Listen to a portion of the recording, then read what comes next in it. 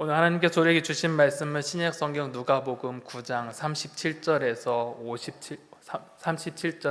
50절까지의 말씀입니다. 누가복음 9장 37절에서 50절 말씀 신약 성경 107면에 기록되어져 있습니다.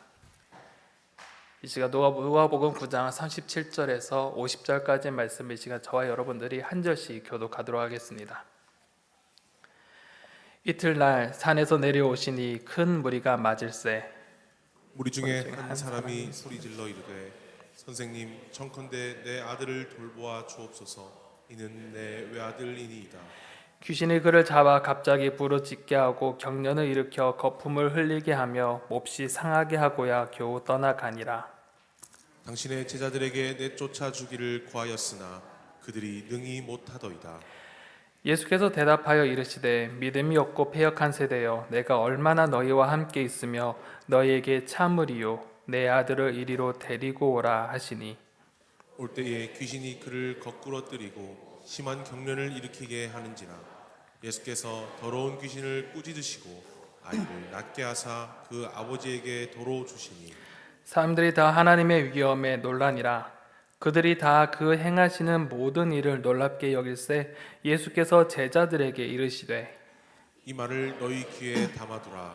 인자가 장차 사람들의 손에 넘겨지리라 하시되 그들이 이 말씀을 알지 못하니 이는 그들로 깨닫지 못하게 숨긴 바 되었음이라.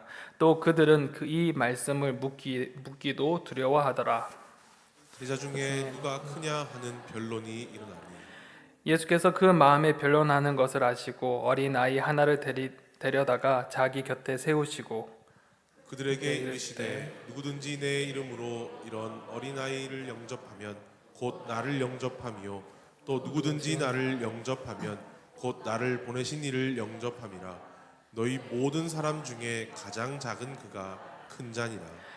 요한이 여짜오되 주여, 어떤 사람이 주의 이름으로 귀신을 내쫓는 것을 우리가 보고 우리와 함께 따르지 아니하므로 금하였나이다. 예수께서 이르시되 금하지 말라. 너희를 반대하지 않는 자는 너희를 위하는 자니라 하시니라. 아멘. 말씀을 시작하면서 한 가지 질문은 우리의 마음속에 한번 던지고 시작했으면 좋겠습니다.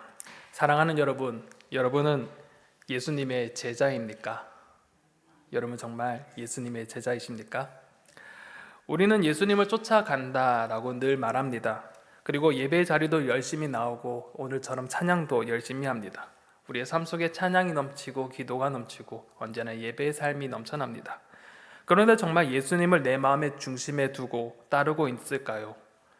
예수님께서는 누가복음 9장 23절에 또 무리에게 이르시되 아무든지 나를 따라오거든 자기를 부인하고 날마다 제 십자가를 지고 나를 따를 것이니라 라고 말씀하셨습니다. 정말 우리는 나 자신을 부인하고 날마다 십자가를 지고 주님을 따르고 있는 삶을 살아가고 있을까요? 우리의 삶을 통하여서 많은 사람들이 예수님의 흔적을 느낄 수 있을까요? 또한 우리의 삶을 통하여서 참 많은 사람들이 예수님의 흔적을 발견하고 그 향기를 맡는 그런 삶을 살아가고 있을까요? 또한 이러한 질문을 차치하고 또 한 가지 질문을 하고 싶습니다. 예수님의 제자는 예수님을 따른다고 하는 것인데, 그렇다면 예수님이 내 삶에 없다면 나는 어떠한 존재일까요? 예수님이 없다면 우리는 어떠한 존재이자 또 어떠한 삶을 살아가게 될까요? 이러한 질문과 비슷한 질문들이 오늘 제자들에게도 던져졌습니다. 누가복음 9장 22절에 보면 인자가 많은 고난을 받고 장로들과 대제사장들과 서기관들에게 버림받아 죽임을 당하고 제3일에 살아나야 하리라 라고 말씀하시면서 예수님의 죽음과 부활에 대해서 처음 예고하셨습니다. 누가복음은 이것에 대해서 생략하고 있지만 이 마태복음 16장 22절에 이 제자들의 반응이 나오는데 특히 베드로가 이 말에 대해서 항변하였다라고 기록하고 있습니다. 예수님의 죽음 이야기는 제자들 사이에서는 매우 혼돈과 긴장 또한 번민이 생겨났던 것 같습니다. 모든 것을 버리고 예수님을 따랐는데 자신들을 놔두고 죽으신다니 그들 스스로 가진 기대와 또한 소망이 한순간에 사라져 버렸을 것입니다. 예수님이 없다는 것은 자신이 아무것도 아니며 그저 한낱 어부에 지나지 않다는 베드로의 마음이 이 항변에서 담겨져 있는 것 같습니다. 하지만 예수님은 그 죽음과 부활의 길을 포기하실 수 없으셨습니다. 하나님의 영광을 드러내기 위해 이 땅에 오신 사명을 완수하기 위해 이제 예루살렘으로 향하게 되십니다. 반면 함께한 제자들을 그저 내버려 두실 수 없으셨습니다. 예수님은 제자들을 올바르게 세우고 또한 그들에게 바른 믿음을 가질 수 있도록 그들을 가르쳐 주시면서 그들 또한 예수님을 따라 걸을 수 있도록 이끄시고자 하셨습니다. 오늘 본문은 바로 예수님께서 갈릴리 사역을 마무리하시고 예루살렘을 향해 가시기 전에 제자들이 가져야 할 올바른 믿음과 제자들이 갖추어야 될 자세를 가르쳐 주시고 계십니다. 특히 오늘은 짧은 4개의 이야기를 통하여서 제자들의 그 연약한 믿음을 드러내며 그 민낯을 통해서 제자들이 정말 어떠한 삶을 살아가야 되는지 오늘 본문을 통해 알 수 있을 것 같습니다. 오늘 본문을 구조를 살펴보며 자세히 제자의 삶이 어떠한 것인지 한번 살펴보고자 합니다. 오늘 본문은 앞서 말씀드린 것처럼 4개의 짧은 이야기로 구성되어져 있습니다. 첫 번째 37절에서 43절 상반절까지는 귀신 들린 아이 치유에 대한 이야기가 나타납니다. 그러면서 우리 가운데 믿음에 대한 이야기를 예수님께서 전달해 주십니다. 그리고 두 번째 단락에서는 43절 하반절에서 45절까지 예수님의 두 번째 순환 예고를 하십니다.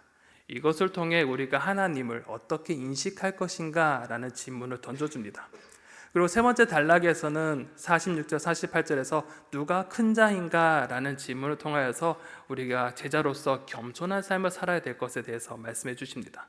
그리고 네 번째 단락에서는 너를 위하는 사람이라는 내용으로 이 포용에 대한 내용을 다루고 있습니다.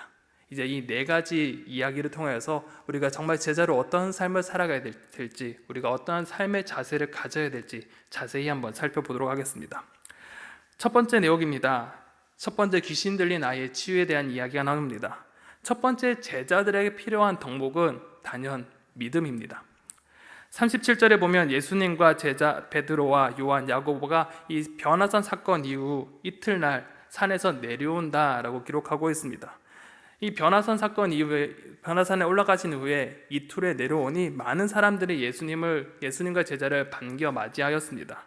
많은 이들이 기뻐하고 반가워하고 있을 때에 그 기쁨의 분위기를 뚫고 다급한 목소리가 들려옵니다. 48절에 보면 어떤 사람이 이 무리를 뚫고 예수님께 다가와서 절실하고 간절하게 예수님을 부르며 호소하는 것입니다. 그 호소의 소리는 이렇습니다. 선생님, 청컨대 내 아들을 돌보아 주시옵소서. 이는 내 외아들이니이다 라고 말합니다. 도대체 어떠한 상황이길래 급박하게 예수님을 찾아왔을까요? 39절에는 이 아이의 상황에 대해서 자세히 묘사하고 있습니다. 39절에 보면 귀신이 그를 잡아 갑자기 부르짖게 하고 경련을 일으켜 거품을 흘리게 하며 몹시 상하게 하고야 겨우 떠나가나이다 라고 합니다. 아이의 상태가 어떻습니까? 매우 심각한 상태입니다. 귀신에 의해서 그 몸이 완전히 통제당하고 있는 것입니다. 귀신으로 인하여서 그 심한 경련을 일으키며 입에 거품까지 물기도 합니다. 그런데 더 심각한 것은 그 뒤에 나온 이야기입니다. 그 몸이 몹시 상하게 한 후에야 겨우 진정된다라는 것입니다. 여기서 몸이 몹시 상하게 한다라는 것은 몸이 만신창이가 된다는 것입니다. 더 심하게 말하면 몸이 심하게 부서지고 으깨어져서 죽음에 이르기까지 하는 그 단계까지 이른다는 것입니다. 그리고 그 삶의 끝자락에 놓였었을 때 그제야 사탄에게 노임을 받는다는 것입니다. 이것은 아이에게도 절망스러운 일이지만 이것을 지켜보는 부모의 입장에서도 매우 고통이자 절망입니다. 그렇게 하나밖에 없는 이 외아들을 살리기 위해서 아버지는 어떠한 일을 했을까? 아마 수단과 방법을 가리지 않았을 것입니다. 그리고 아버지는 이 40절에 나타난 것처럼 귀신 쫓는 능력을 가진 예수님의 제자들이 있다라는 소식을 들었던 것 같습니다. 그리고 그 능력이 있다고 하기에 그 아이를 데리고 이 아버지는 제자들을 찾아갑니다. 그리고 그들에게 간청합니다. 내 아들을 살려달라고 애원했을 것입니다. 그런데 능력을 행했다고 하는 제자들은 자신의 아들 앞에서 무능했던 것입니다. 능력이 없어 외아들의 문제를 해결하지 못했던 것입니다. 제자들의 그 무능함에 아버지는 또 한 번 무력감을 느낄 수밖에 없었습니다.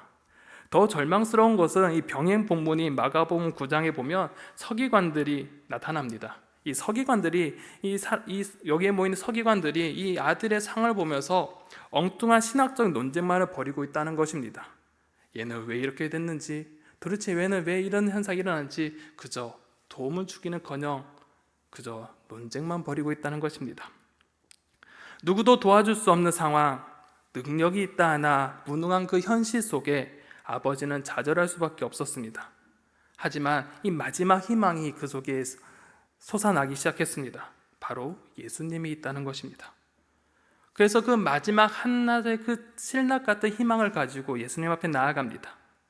이러한 현실 속에 예수님께 나아갔고 예수님은 다음과 같이 말씀하십니다. 41절에 보면 예수께서 대답하여 이르시되 믿음이 없고 패역한 세대여 내가 얼마나 너희와 함께 있으며 너희에게 참으리요 내 아들을 이리로 데리고 오라 하시니 라고 말씀합니다. 예수님께서는 그곳에 모인 모든 사람들, 즉 무능한 제자들과 또 엉뚱한 논쟁을 벌이는 서기관들, 그리고 이 서기관들의 논쟁에 동조하는 많은 사람들, 그리고 거기에 이곳에 있는 아버지를 포함하여서 이들을 한마디로 정의하십니다. 믿음이 없고 패역한 세대여. 이들을 향해 이렇게 말씀하십니다. 믿음이 없다는 것은 무엇일까요? 믿음이 없다는 것은 그들의 믿음이 전혀 없는 불신앙을 가리키는 것입니다. 또한 패역하다라는 것은 다른 의미로 말을 하면 바른 것을 굽게 하다, 미혹하다, 거스른다라는 뜻입니다. 즉 그들의 삶은 진리를 거부하고 진리에서 벗어난 세대를 말하는 것입니다. 예수님께서는 여전히 믿음이 없고 진리를 따르지 않은 무리들을 향하여서 분노하셨습니다. 하지만 이런 분노 속에서도 예수님은 그 아들을 치료하기 위해 그 아들을 데리고 오라라고 명령하십니다. 그런데 귀신은 자신의 처한 상황을 인지했든지 마지막 저항을 하기 시작합니다. 42절에 보면 올 때의 귀신이 그를 거꾸로 들이고 심한 경련을 일으키게 하였다라고 기록합니다. 하지만 이러한 저항 속에서도 예수님 앞에 나아갔을 때 예수님은 놀라운 능력을 보이십니다. 귀신을 꾸짖으시고 아이를 낫게 하신 것입니다. 엄청난 저항을 하며 사람을 당혹스럽게 하고 놀라게 한 귀신이 예수님의 그 꾸짖음 앞에 잠잠하고 떠나갔다는 것입니다. 그로 인하여서 아들은 회복되었고 다시 아버지의 품으로 돌아올 수 있게 되었습니다. 그가 아버지께 갔다는 것은 단순히 그 아들의 병만이 치유된 것이 아닙니다. 그로 인해 찢기고 상한 가정이 회복되는 순간을 뜻합니다. 오랫동안 귀신으로 인해 아들의 고통을 받았고 또 함께했던 그 가정이 고통 속에 있었지만 예수님의 그 능력으로 인해서 이 아들과 가정이 회복된 것입니다. 이러한 능력 속에 사람들이 하나님의 위엄에 놀라기 시작합니다. 그런데 이 짧은 이 치유의 상황 속에 두 가지 대비되는 모습이 등장합니다. 바로 제자들의 무능과 예수님의 능력입니다. 제자들은 귀신 앞에서 무능했습니다. 참 놀라운 것은 제자들이 이러한 능력이 없어서 그런 것은 아니었습니다. 앞서 9장 1절 조금만 뒤로 가보면 예수님께서는 제자들을 세우시고 귀신을 제어할 것과 병 고치는 능력과 권위를 주셨다라고 분명히 9장 1절에 기록하고 있습니다. 그래서 그 결과 이 제자들은 나가서 그 능력을 행했다라고 예수님께 보고도 했습니다. 능력을 가지고 있었던 제자들, 그런데 왜 이 외아들 앞에, 귀신 들린 외아들 앞에 그 능력을 행하지 못했을까요? 왜 제자들이 이런 능력이 없어졌는지 우리는 알 수 없습니다. 하지만 분명한 것은 그들에게는 온전한 믿음이 없었다는 것입니다. 온전히 하나님을 신뢰하지 못한 것입니다. 처음에는 온전한 믿음으로 하나님의 능력을 그들에게 온전히 전달되었고 시간이 지나면서 그 순전한 믿음이 약해지다 보니 또한 그 믿음이 구부러지다 보니 그 믿음 속에 내 생각이 하나하나씩 더해지고 내 경험이 더해지다 보니 그 믿음이 점점 사그러졌던 것입니다. 그렇다면 믿음이 무엇일까요? 믿음을 이렇게 정의할 수 있을 것 같습니다. 하나님을 그대로 믿고 그것을 그대로 그 삶 가운데 현재화시키는 것입니다. 하나님을 그대로 믿는 것, 하나님의 그 속성과 하나님의 본질과 하나님의 사역, 그것을 그대로 믿는 것입니다. 순전하게 믿는 것입니다. 순수하게 그것을 받아들인 것입니다. 그대로 믿는 것입니다. 여기에는 내 생각과 세상의 가치관이 얹혀져서는 절대 안 됩니다. 그리고 그 믿는 것을 믿고 그대로 내 삶 가운데 현재화시켜 나가는 것입니다. 내가 믿은 것을 내 삶 속에서 실천해 나가면서 그 믿음을 현재화시키는 것, 그것이 바로 믿음이라는 것입니다. 예수님이 이들을 향해 믿음이 없다 하시고 패역하다고 말씀하시는 것은 이들이 하나님을 그대로 믿지 않았다는 것입니다. 예수 그리스도를 하나님을 제대로 믿지 아니하고 세상의 가치관에 흔들리고 그 믿음이 경험이란 필터를 통해서 세상을 바라보게 되니 믿음이 오염되고 믿음이 약해지고 믿음이 구부러지며 그로 인해서 믿음의 능력이 나타나지 않는 것입니다. 제자에게 가장 필요한 것이 무엇일까요? 바로 믿음입니다. 순전한 믿음, 불순물이 하나도 없는 순수한 믿음, 100% 믿음, 이것이어야 됩니다. 하나님의 본성과 하나님의 속성과 그 하나님의 역사를 그대로 믿는 것, 그리고 그 믿는 것은 내 삶 속에서 실천해 나가며 현재화시켜 나가는 그것이 제자들에게 필요한 것입니다. 그렇게 우리는 스스로 한번 질문을 던져보아야 합니다. 우리는 정말 예수님을 온전히 믿고 있습니까? 정말 하나님을 그대로 믿고 그 믿은 것을 내 삶 속에 실천해 나가고 현재화시키고 있습니까? 우리는 이 이야기를 통해 우리는 점검해 보아야 될 것입니다. 정말 우리는 하나님을 온전히 믿고 있는 것인지, 정말 그 믿음을 내 삶 속에 현재화하고 내 삶 속에서 드러내고 있는지 우리는 한번 우리의 삶을 점검해 보아야 합니다. 두 번째 이야기입니다. 두 번째는 예수님의 그 순환 이야기, 두 번째 순환 예고하는 장면입니다. 이것을 통해 제자들의 가장 필요한 덕목은 올바른 인식입니다. 예수님의 능력이 펼쳐졌고 사람들이 하나님의 위엄에 놀라움을 감추지 못했습니다. 또한 43절 하반절에 보면 사람들이 예수님의 능력에 놀라 기막혀 할 때 예수님은 제자들에게 두 번째 순환 예고를 하십니다. 44절에 보면 이 말을 너희 귀에 담아두라, 인자가 장차 사람들의 손에 넘겨지리라 하시되 라고 하십니다. 이 이야기를 두고 어떤 내용일까 궁금해서 주석을 찾아보았습니다. 그러니 이렇게 정리되어 있었습니다. 나의 이적과 기사로 인해 놀라서 떠들어대는 이 사람들의 소리를 잘 기억하라. 왜냐하면 내가 바로 이 사람들의 손에 의해 넘겨질 것이기 때문이다. 놀라운 것은 이번 순환 예고에서는 한 가지가 빠져 있습니다. 앞서서는 죽음과 부활에 대해서 이야기했다면 이번에는 부활의 내용이 삭제되어 있습니다. 오히려 예수님은 죽음만을 두드러지게 강조하고 있습니다. 이는 두 개의 대조되는 모습이 보여집니다. 예수님의 능력으로 무리는 놀라게 되지만 반대로 무리에게 넘겨진 예수님은 무력함으로 죽음을 맞이한다는 것입니다. 예수님이 어떠한 분이시기에 이렇게 무력하게 죽을 수 있을까요? 예수님은 그 누구에게도 죽을 수 없는 그런 존재입니다. 온 우주를 다스리는 주권자이자 전능하신 하나님입니다. 그런데 그 주권자가 사람에 의해 죽는다는 것은 참 아이러니한 것입니다. 이러한 역설과 같은 이유는 바로 예수님은 분명 인류의 구원을 위해 죽으셔야 했다는 것입니다. 인류를 살리기 위해 그들에게 영원한 생명을 주기 위해 죽음을 받아들여야 했던 것입니다. 그렇게 죽음으로 많은 사람을 살리는 길을 걸어가셔야 했습니다. 하지만 제자들은 이것을 알지 못했습니다. 45절에 보면 그들이 이 말씀을 알지 못하니 이는 그들로 깨닫지 못하게 숨긴 바 되었음이라. 또 그들은 이 말씀을 묻기도 두려워하였더라 라고 기록하고 있습니다. 제자들은 어떻다고 기록합니까? 제자들은 알지 못했습니다. 또한 이 말씀을 묻기도 두려워했다라고 합니다. 모르는데 어떻게 두려워할 수 있을까요? 아마도 제자들은 예수님의 구원 사역에 대해서 이 표면적인 뜻만을 알고 있었던 것 같습니다. 그렇게 고난과 죽음 너머에 있는 이 부활, 대속의 은혜는 보지 못했던 것 같습니다.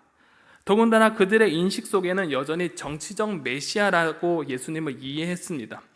그렇게 예수님의 죽음을 받아들일 수 없었던 것입니다.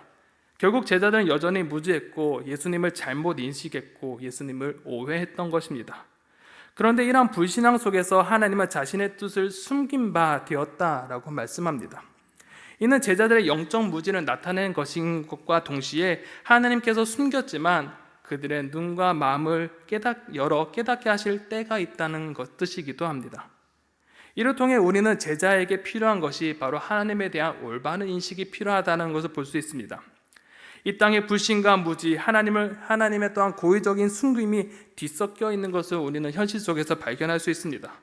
그런데 하나님은 자신의 주권을 통해 그 뜻을 숨기기도 하시지만 숨긴 것을 드러내어 깨달음을 얻게 하시기도 합니다. 인간은 하나님이 계시한 것만 알 수 있기에 하나님께서 드러내시지 않는다면 우리는 알 수 없는 것입니다. 그런데 우리는 언제나 하나님 앞에 해답을 내놓으라는 말을 할 때가 참 많이 있습니다. 내가 이해되지 않을 때 하나님께 기도하며 알게 해달라고 기도합니다. 그 뜻을 알게 해달라고 기도합니다. 그러나 그 기도의 제목이 응답될 때도 있지만 응답되지 않을 때도 있습니다. 그래서 우리는 응답되지 않을 때 어쩌면 하나님이 없다고 느끼기도 하고 실망하기도 합니다. 그런데 반대로 생각해 봅시다. 이러한 실망의 중심에 무엇이 있을까요? 우리가 왜 하나님의 응답이 없을 때 왜 하나님이 없다고, 왜 내 기도에 응답하지 않느냐라고 질문하게 되는 것일까요? 그 질문 속에는 어쩌면 우리의 마음속에 있는 불신앙이 있기 때문입니다. 우리 가운데 믿음이 결여되어 있기 때문에 그렇습니다. 하나님은 내가 생각하는 대로 움직이셔야 된다는 생각이 담겨져 있기 때문입니다. 내가 이해되어야지만 그것이 하나님의 뜻이라고 생각하기 때문입니다. 그런데 하나님은 그러한 하나님이실까요? 그렇지 않다는 것입니다. 하나님은 나의 인식 속에 가둬둘 만큼 그런 작은 하나님이 아니기 때문입니다. 하나님은 우리의 생각을 뛰어넘고 역사하시는 분이십니다. 우리가 인정되지 않더라도 그분은 가장 선한 길로 우리의 길을 인도하시는 분이십니다. 우리가 느끼지 못하더라도 언제나 우리 옆에 항상 계시는 분이시며 우리를 선한 능력으로 선한 길로 인도하시는 분이 바로 우리의 하나님이시기 때문입니다. 그렇게 하나님은 언제나 우리의 인식을 벗어나 그 너머에서 역사하시는 분이십니다. 그렇게 우리는 어떻게 해야 될까? 어떻게 하나님 인식을 해야 될까? 그 하나님의 그 무한하심을 인정하며 그 하나님의 주권을 우리는 인정해야 될 것입니다. 제자들은 단지 예수님을 정치적인 메시아로 제안하고 바라봤습니다. 단지 우리의 민족을 구원할 정치적인 구원자로 생각하며 하나님을 제안했습니다. 예수님은 하지만 하나님께서는 예수님을 그러한 정치적 메시아가 아니라 영적인 메시아로 온 인류를 구원할 구원자로 이 땅에 보내주셨습니다. 그렇게 제자는 우리의 인식을 뛰어넘어 역사하시는 하나님, 그분을 우리가 인정하며 하나님을 인식하며 하나님을 온전히 믿어야 될 것입니다. 우리의 하나님의 인식은 어떠합니까? 우리는 어느 순간인가 우리의 인식 속에 하나님을 가둬놓은 채 이것이 하나님이라고 생각하지 않으셨습니까? 이제는 그 우리의 인식 속에 가둬놓은 예수님을, 하나님을, 더 큰 하나님을 바라보기 원합니다. 우리의 인식을 뛰어넘어 역사하시는 하나님을 바라보기 원합니다. 세 번째 제자들에게 필요한 것이 무엇일까? 세 번째 이야기는 바로 누가 큰 자인가? 라는 이야기로 우리 가운데 질문을 던집니다. 세 번째 제자들에게 필요한 것은 겸손의 자세입니다. 제자들의 잘못된 인식은 누가 큰 자인가? 라는 논쟁이 계속적으로 이어집니다. 이제 제자들은 예수님을 정치적인 메시아로 인식한 채 메시아의 나라, 하나님의 나라가 도래하게 되면 누가 가장 높은 자리, 누가 가장 큰 명예를 얻게 될 것인가? 제자는 각자 머릿속에 계산기를 돌리기 시작합니다. 그리고 저 제자는, 저 요한은 어느 위치까지 올라가게 될까? 계산기를 두드리면서 자기 스스로 이 사람의 지위를 평가하기 시작합니다.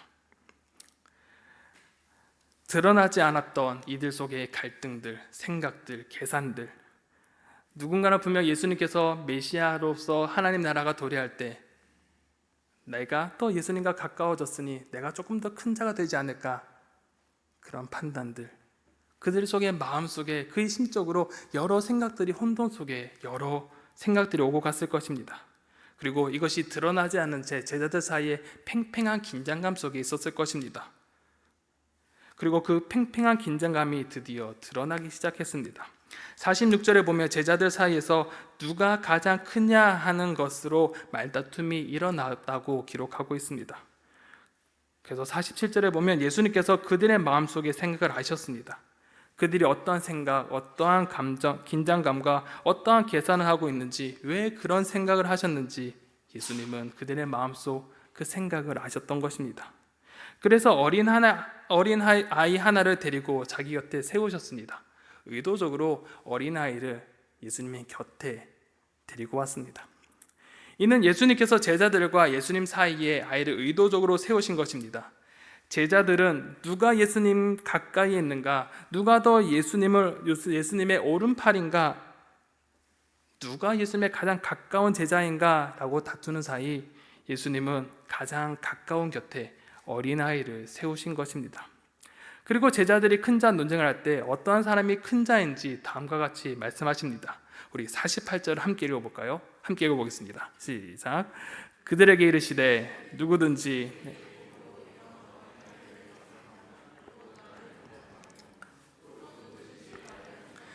곧 나를 보내신 이를 영접함이라.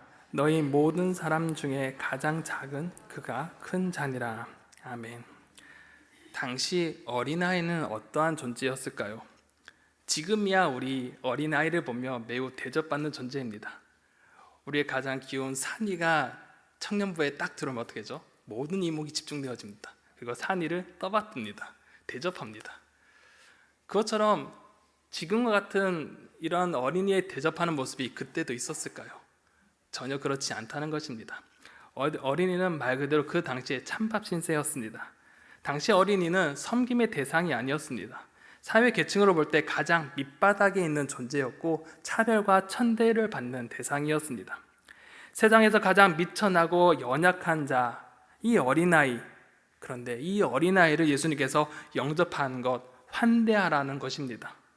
어린아이를 접대하는 것은 세상의 관점으로 볼 때 어린아이보다 더 낮은 자, 그 위치에 있다는 것을 뜻하기도 합니다. 어린아이를 섬긴다는 것은 말고 그 지위보다 아래에 있는 사람이라고 사람들은 생각할 수밖에 없습니다. 그런데 왜 예수님께서는 이런 비천하고 연약한 어린아이를 대접하고 환대하고 섬기라고 영접하라고 말씀하셨을까요? 그 이유는 단 한 가지입니다. 그것은 내 이름, 바로 예수 그리스도의 그 이름 때문에 그를 영접하라 라고 말씀하시기 때문입니다. 예수님의 이름 때문에 연약하고 비천한 이들을 환영하고 환대하고 접대하는 것입니다. 예수님은 세상의 약한 자, 비련한 자, 비천한 자, 연약한 자, 버림받고 고통받는 자와 함께 하셨던 분이시기에 예수님의 제자 또한 세상의 약자들에게 관심을 가지고 그들을 선하게 하며 친절을 베푸는 그런 삶을 살아야 되는 것입니다. 이러한 모습에 세상 사람들이 작다고 비천하다고 이야기하겠지만 하나님의 나라에서는 가장 큰 자, 큰 영광을 받게 될 것이라고 예수님께서는 말씀하고 계십니다. 그렇게 제자들에게 필요한 것은 바로 겸손입니다. 더 나아가 이 겸손은 친절을 베푸는 구체적인 행위를 또한 포함하고 있습니다. 세상의 명예와 출세와 내 이름을 드러내므로 큰 자가 되는 것이 아니라 세상에 억눌리고 세상에서 무시하는 사람, 천대받는 사람, 차별받고 고통받는 사람에게 그들에게 관심을 가지고 그들에게 친절하게 대하는 자세가 우리 가운데 요구된다는 것입니다. 예수님은 제자들에게 큰 자 논쟁을 통해서 제자들에게 필요한 것이 무엇이냐? 바로 겸손의 자세, 또한 그 연약한 자를 친절하게 대해주는 선대하는 그 친절을 우리 가운데 요구하고 계십니다. 우리의 삶은 어떠합니까? 우리는 내 이름을 드러내는 것은 참 좋아하지만 어느 순간 세상에 멸시받고 있는 사람들에게 선대하는 것이 참 쉽지 않습니다. 그들에게 먼저 손 내미는 것, 친절히 대하는 것 참 어렵습니다. 학교 생활에서 저 멀리 혼자 있는 외로워 있는 친구들에게 먼저 다가와 손 내미는 것 참 어렵습니다. 그런데 예수님께서 어떻게 말씀하십니까? 그 미천한 자, 어린아이에게, 연약한 자에게 영접하라, 선대하라, 친절하게 대하라고 말씀하십니다. 우리의 삶에 이러한 친절한 우리의 모습이 우리 속에 있습니까? 우리의 삶을 한번 되돌아보았으면 좋겠습니다. 마지막 이야기입니다. 마지막 이 네 번째 단락에서는 이러한 예수님에 대한 인식이 여전히 바뀌지 않는 상황 속에서 예수님께서는 그들을 향해 이 긍휼과 포옹에 대해서 알려주시고자 합니다. 예수님께서는 제자들 사이의 큰 논쟁에 대해서 내 이름으로 이런 어린아이를 영접하는 자가 큰 자라고 말씀하셨는데 제자들은 한술 더 떠서 제자와 제자 사이가 아니라 이 12명의 제자 모임 우리들과 그 외에 바깥에 있는 무리들 비교하면서 우리가 그들보다는 좀 더 낫지 않습니까? 라는 질문을 던집니다. 49절에 보면 요한이 여짜오되 주여 어떤 사람이 주의 이름으로 귀신을 내쫓는 것을 우리가 보고 우리가 함께 따르지 아니하므로 금하였나이다 라고 말합니다. 이 요한의 말에는 몇 가지 의도가 담겨져 있습니다. 우리는 이 본문에 대해서 큰 잔 논쟁을 연장해서 보아야 됩니다. 이 말의 뜻이 무엇일까? 어쩌면 이 요한의 마음속에는 적어도 예수님과 함께하니 12제자는 예수님 그 무리 멀리 있는 저 사람들보다 좀 더 낫지 않겠는가라는 생각을 가지고 있었던 것 같습니다. 혹은 그들보다 우리가 좀 더 특별한 자라고 무리라고 생각을 가지고 있었던 것입니다. 거기에 대해서 예수님의 그 이름의 능력은 예수님과 함께 우리만이 사용할 수 있는 것이라고 생각합니다. 그래서 그들은 사용해서는 안 된다라고 생각하는 것입니다. 그렇게 제자들은 그들에게 예수의 이름을 사용하는 것을 금지하고 차단했던 것입니다. 제자들이 가진 가장 잘못된 생각이 무엇일까요? 그들 마음속에 우리는 예수님과 함께 있기에 우리는 특별한 집단이야, 우리가 예수님과 함께 지내니 우리만이 예수님의 이름으로 그 능력을 사용할 수 있어 라고 생각하는 것입니다. 이러한 잘못된 생각 속에 그들 속엔 특권의식과 배타성과 독선이 자리 잡고 있는 것입니다. 예수님의 능력을 사유하면서 자기만의 수단으로 여겼고 그것을 하나의 특권으로 생각한 것입니다. 이러한 생각 앞에 예수님은 제자들을 향해 다음과 같이 말씀하십니다. 50절에 보면 예수께서 이르시되 금하지 말라, 너희를 반대하지 않는 자는 너희를 위하는 자니라 하시니라 라고 하십니다. 예수님께서 제자들의 그 배타성과 독선을 엄중하게 타이르시면서 말씀하십니다. 너희를 반대하지 않는 자는 너희를 위하는 자이다 라고 말씀하시면서 그들 또한 하나님의 나라를 위해 수고하고 애쓰는 자이기에 그들을 포용하라는 것입니다. 제자의 삶을 살아갈 때 우리는 이러한 포용의 자세가 필요합니다. 우리는 무엇을 위해 살아갑니까? 우리는 제자이기에 하나님의 나라를 바라보고 살아갑니다. 하나님의 나라를 위해 살아가고 하나님의 나라를 위해 애쓰고 노력합니다. 그렇게 나뿐만 아니라 다른 이들도 이 하나님의 나라를 위해 애쓴다면 그들과 함께 동력하고 함께 포용하며 함께 걸어가야 될 것입니다. 그런데 이러한 상황 속에 우리의 죄성들이 한 번씩 드러날 때가 있습니다. 우리 안에 이런 죄성이 한 번씩 움직여서 내 집단과 타 집단을 구분하는 그런 마음들이 솟아나기 시작합니다. 그렇게 나의 집단이 우선되어지고 내가 속한 집단이 좀 더 돋보여야 한다고 생각합니다. 나와 함께한 모든 것에는 또한 간대해집니다. 내 옆에 나라는 우리라는 그 무리 집단이 있다면 그 사람에게는 매우 관대해집니다. 그리고 내 집단이기에 내 사람이기에 더 잘해주려고 합니다. 그런데 반대로 다른 집단의 사람들에게 어떻게 대할까요? 어느 순간인가 경쟁의식을 느낄 때가 있습니다. 어쩌보면 그들을 인정하지 못할 때가 있습니다. 오히려 아주 타이트하게 그들의 기준을 삼고 그 기준으로 상대방을 바라보기도 합니다. 그리고 그들을 평가하기 시작합니다. 내 집단이 아니기에 경쟁의식도 불러일으키고 내 사람이 아니기에 그저 멀리 외면할 때가 참 많이 있습니다.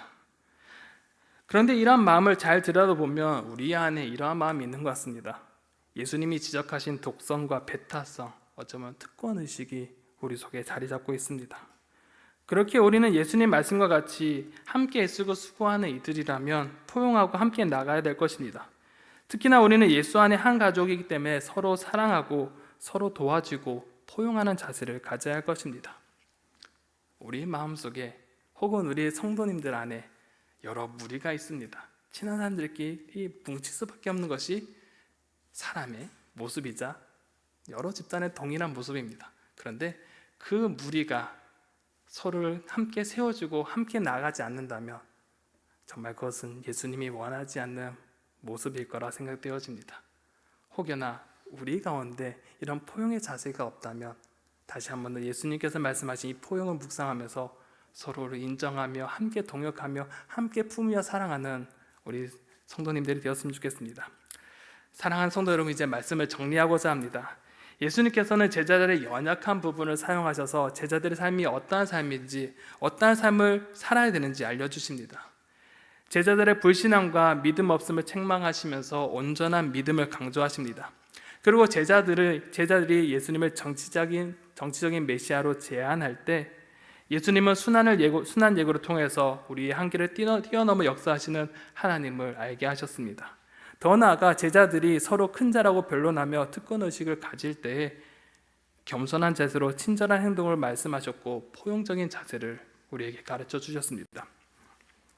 그런데 이러한 4개의 말씀을 딱 하나로 요약될 수밖에 없을 것 같습니다. 다양한 말이지만 단 하나의 단어, 바로 이 믿음, 온전한 믿음이라는 단어로 합쳐지는 것 같습니다. 믿음이 무엇일까요? 앞서 언급했던 것처럼 믿음은 하나님을 그대로 믿고 그것을 그대로 삶 가운데 현저화시키는 것이 믿음입니다.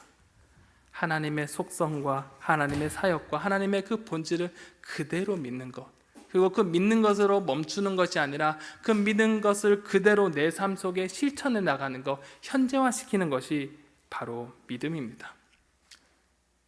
이러한 삶을 살아가는 것, 바로 예수님께서 말씀하신 대로 예수님께서 행동하신 것을 따라가는 삶이며 예수님의 말씀을 온전히 믿고 따라가는 삶일 것입니다. 우리 성도님들이 이러한 삶을 살아갔으면 좋겠습니다. 주님을 온전히 믿길 원합니다. 주님을 그대로 믿고 그 믿는 것을 그대로 내 삶에 현재화시켰으면 좋겠습니다. 그래서 우리의 삶 속에서 정말 제자로서 올바르게 살아갔으면 좋겠습니다. 그래서 여러분의 삶을 통해서 많은 사람들이 주님의 그 사랑을 느끼고 여러분을 통하여서 주님의 향기가 전파되어지며 여러분을 통하여서 여러분의 삶의 자리가 하나님의 나라가 되는 귀한 은혜가 있기를 간절히 소망합니다.